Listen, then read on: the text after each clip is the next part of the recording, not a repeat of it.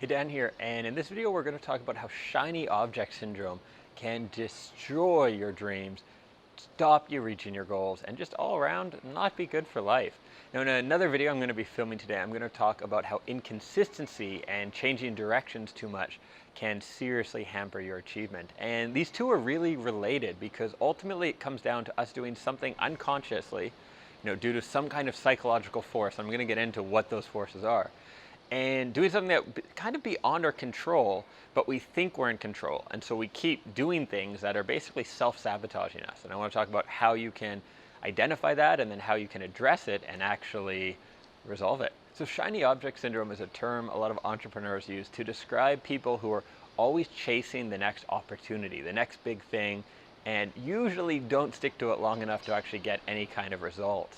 This is common with new entrepreneurs often, where they start out and they hear about, oh, there's this great opportunity making money here or doing this, and they keep changing. And every time you see them, they have a new business, a new great opportunity they want to talk about, right?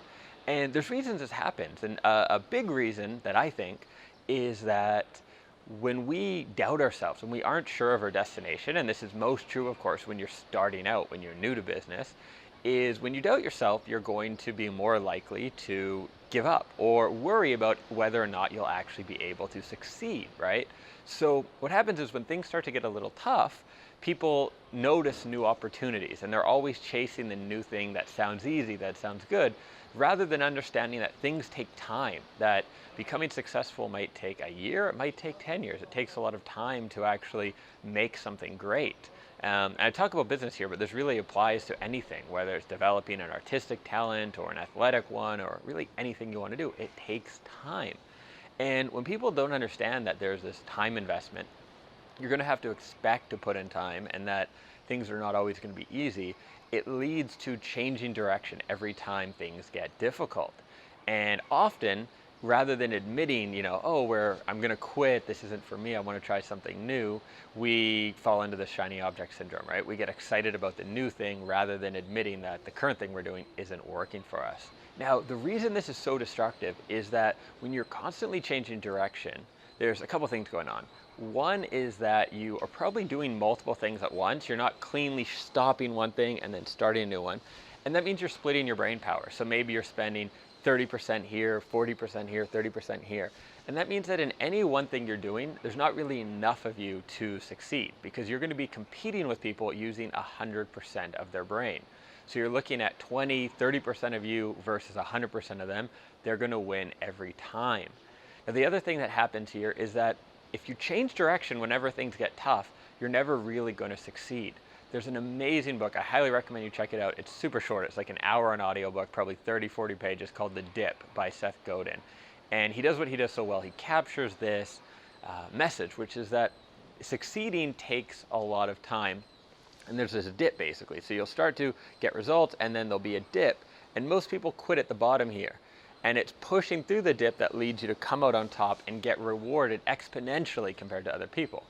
Now the thing is it's a lot of work to get through this dip. And what he says is, first figure out, is this the track you want, right? There's no point putting in all this work to overcome the dip if it's not the right path for you. But if you figure out this is the path for you, this is what you want to do, then you need to put in that time and overcome the dip.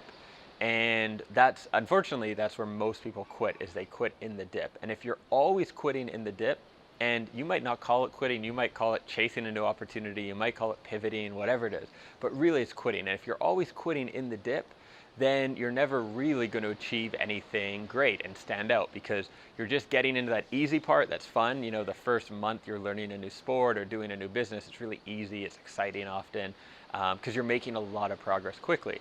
But it's after that, the grind, that separates the winners from the losers of things. So what I recommend doing is consider your goal, what you're going after, right? And really get clear on your outcome. And once you're clear on your outcome, commit to that and be aware that you're going to have ups and downs and you're going to enter this phase, this dip.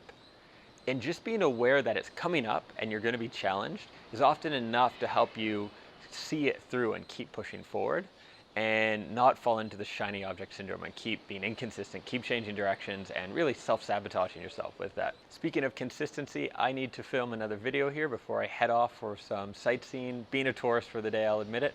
So thanks for watching this one, and I'll catch you in another one. If you've enjoyed this, you found any use in it, be sure to subscribe to the channel, and I'll catch you in other videos.